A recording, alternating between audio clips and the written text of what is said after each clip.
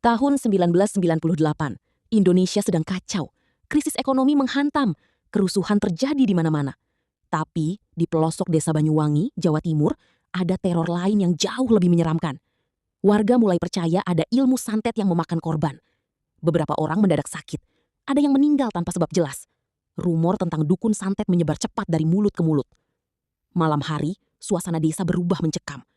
Pintu rumah ditutup rapat. Lampu dimatikan lebih awal. Orang-orang takut keluar setelah maghrib. Lalu, pembunuhan pertama terjadi. Seorang pria tua yang dikenal sebagai orang pintar ditemukan tewas mengenaskan di depan rumahnya.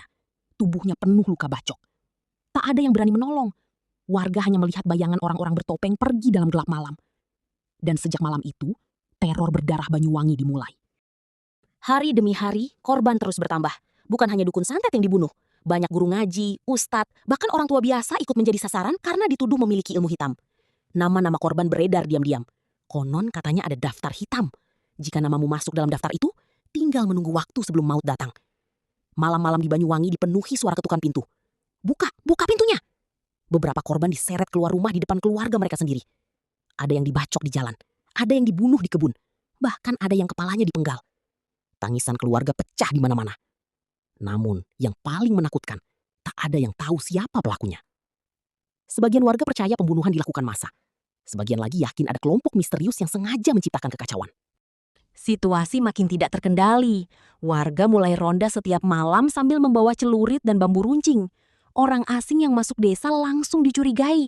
Bahkan ada cerita tentang sosok berpakaian serba hitam yang sering terlihat sebelum pembunuhan terjadi. Desas-desus mistis makin menyebar. Katanya, beberapa korban sempat berkata mereka melihat bayangan hitam berdiri di depan rumah sebelum dibunuh. Anak-anak dilarang keluar malam. Suasana Banyuwangi berubah seperti kota mati. Polisi sebenarnya turun tangan, tapi pembunuhan terjadi terlalu cepat dan di banyak tempat sekaligus. Dalam beberapa bulan, ratusan orang tewas. Dan sampai hari ini, masih banyak misteri yang belum terpecahkan. Pembantaian dukun santet Banyuwangi menjadi salah satu tragedi paling kelam dalam sejarah Indonesia. Banyak teori bermunculan.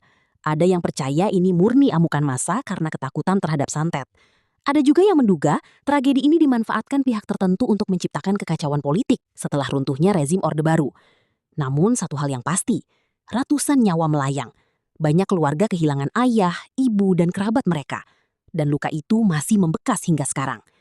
Saat malam tiba di beberapa desa Banyuwangi, kisah tentang jeritan, ketukan pintu tengah malam, dan bayangan orang bertopeng masih sering diceritakan turun-temurun.